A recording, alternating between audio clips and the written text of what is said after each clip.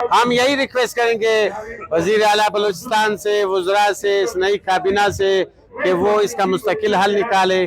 اس کی تنخواہیں جو گزشتہ مہینوں کی تنخواہیں نہیں ملی ہے اس کے لیے فوراً ادائیگی کرے.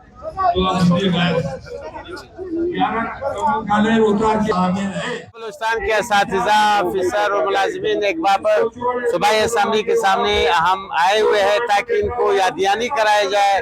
یونیورسٹی آف بلوچستان کے اساتذہ، ریسرچ سینٹرز کے اساتذہ اور ملازمین ابھی تک اپنی تنخواہوں سے محروم ہے، اور اس کے مستقل حل کے لیے ہم آئے ہوئے ہیں کہ یہ آنے والے بجٹ میں اس کا مستقل حل کے لیے یونیورسٹیوں کے لیے سالانہ کم از کم 10 ارب روپے رکھیں، اور ریسرچ سینٹر کے لیے کم از کم 5 کروڑ روپے ہر ریسرچ سینٹر کے لیے رکھیں، اور اس کا مستقل حل نکالے. ہمیں تنخواہیں ہر سال تقریباً 5-6 مہینے ہم تنخواہوں کے لیے جدوجہد کرتے ہیں، اس مشکل میں ہوتے ہیں. اس کا واحد حل یہ ہے کہ اس اسمبلی میں جو ہمارے وزراء بیٹھے ہیں، وزیر اعلیٰ صاحب ہے، اس کا مستقل حل نکالے، فوراً تنخواہوں کے لیے بیل آؤٹ پیکیج جاری کریں. کمٹمنٹ چاہیے، ایجوکیشن سیکٹر میں انویسٹمنٹ چاہیے.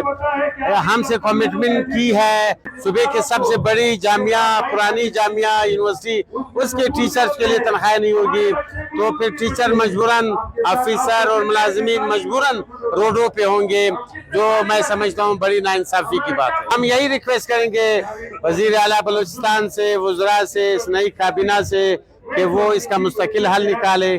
اس کی تنخواہیں جو گزشتہ مہینوں کی تنخواہیں نہیں ملی ہے اس کے لیے فوراً ادائیگی کرے، اور اس کا مستقل حل نکالے تاکہ بار بار یونیورسٹی ملازمین اور ٹیچر جو ہے احتجاج پہ مجبور نہ ہو.